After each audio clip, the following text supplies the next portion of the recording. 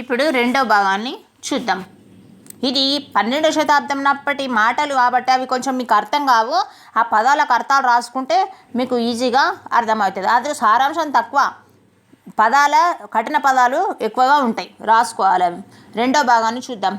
క్షీరాబ్ది లోపల క్రీడించు హంస కోరునే పడియల నీరు ద్రావంగా జూత ఫలంబులు సుంబించు చిలుక ప్రాతిబూరుగు మ్రాని పండ్లు గనుగొనునే రాకామలా చూసిన ప్రావు చకూర మాకాంక్ష సేయుని చీకటి ద్రావా విరిదమ్మి వాసన విహరించు తేటి పరిగొని సుడియుని బబ్బిలి విరులా నెరుంగునే ఎల దిగ్గజేంద్రము కొదమ ఎరపంది చనుసీక నెరుంగవుగాక ఎరుదగు లింగ సదర్థుల ఇండ్ల వరవుడా నాకొక నరకే సరకే అర్థంబు పుడమీషమీతనంబుకు చేసాప నొడయల కిచ్చితి నొడయల ధనం పాదిగా దరిగిన భక్తుండగాను గాదేని ముడుపు లెక్కలు చూడు మనుషు తట్టుచూ బసవన దండనాయకుడు పెట్టెలు ముందట పెట్టి తాళములు పుచ్చుడు మాడలు పొంగుచు చూడ అచ్చెరువై లెక్క కగ్గలంబున్నా. దీనిలో అర్థాలు రాసుకోండి. క్షీరాబ్ది లోపల క్రీడించు హంస. క్షీరాబ్ది పాల సముద్రము, చూత ఫలములు మామిడి ఫలాలు, రాకామల జ్యోత్స్న నిండు పున్నమి వెన్నెల, విరిదమ్మి తామర పువ్వులు, విరులు పూలు, అర్థము ధనము, అగ్గలము అధికము, క్రీడించు ఆడుకొను, చుంబించు ఆస్వాదించు, తిను ఆకాంక్ష కోరిక, తేటి తుమ్మెద, పుడమీష భూమికి అధిపతి, అచ్చెరువు ఆశ్చర్యం. మరి ఈ బండారి బసవన్న మీద డబ్బు దొంగతనం చేశాడని నింద మోపారు కదా సైనికులు, దండనాయకుడు. మరి అప్పుడు మా డబ్బు మాకు ఇచ్చిపోమని రాజు చెప్తే బండారి బసవన్న నవ్వుతో, నా దగ్గర కొండంత భక్తి ఉంది, కొండంత కల్పవృక్షం ఉంది, నేనెందుకు దొంగిలిస్తా, కావాలంటే మీ ధనం మీరు ఉన్నదో లేదో చూసుకోండి అని అంటే, అప్పుడు ఏం జరిగిందో చూడండి. పాల సముద్రంలో క్రీడించే హంస మడుగులలో నీరు తాగుతుందా?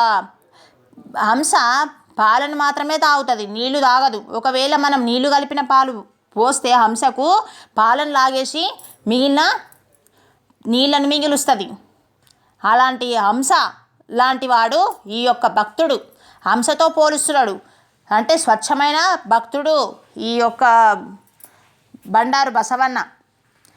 పాల సముద్రంలో క్రీడించే హంస మడుగులలో నీరు తాగుతుందా అంటే పెద్ద కొండంత భక్తి ఉండంగా, చింతామణి ఉండంగా నీ దగ్గర డబ్బు తీసుకుంటుందా అని అడుగుతున్నాడు అన్నమాట. ఇక్కడ హంసతో పోలిస్తున్నాడు భక్తుణ్ణి. మామిడి పండ్లను తినే చిలుక బూరుగ చెట్ల పండ్లను కన్నెత్తైనా చూస్తుందా? మామిడి పండ్లను చిలుక తింటుంది కానీ పనికిరాని పండ్లను చిలుక తింటుందా? తినదు. అదేవిధంగా నీ పనికిరాని డబ్బు ఇంత గొప్పటి భక్తుడు తీసుకుంటాడా? తీసుకోడు.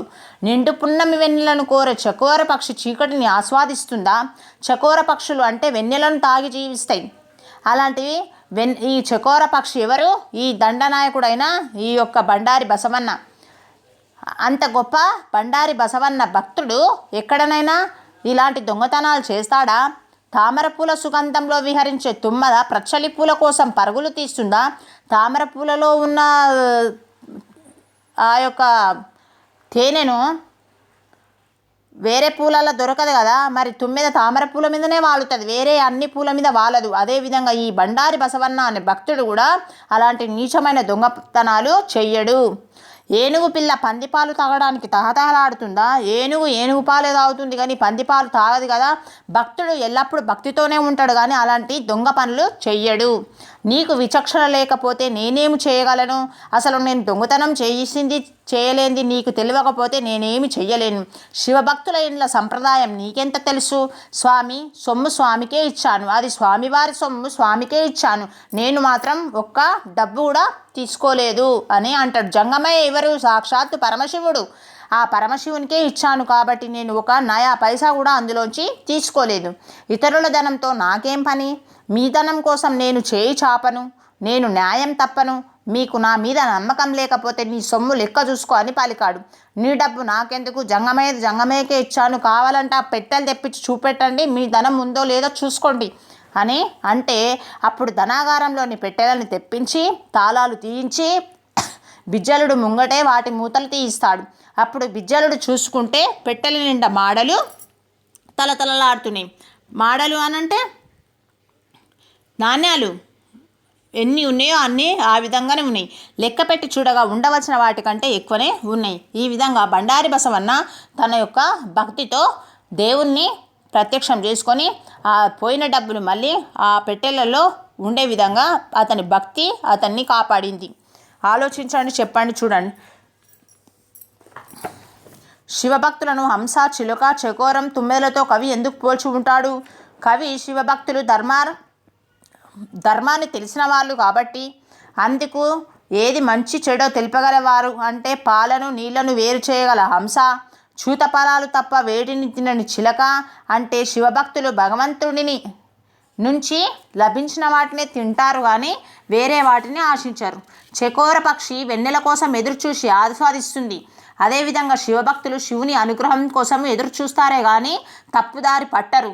తుమ్మెద తేనెను ఆస్వాదించినట్లే శివభక్తులు శివనామాన్ని ఆస్వాదిస్తారు. అందుకే వీటితో పోల్చారు అని రాయాలి.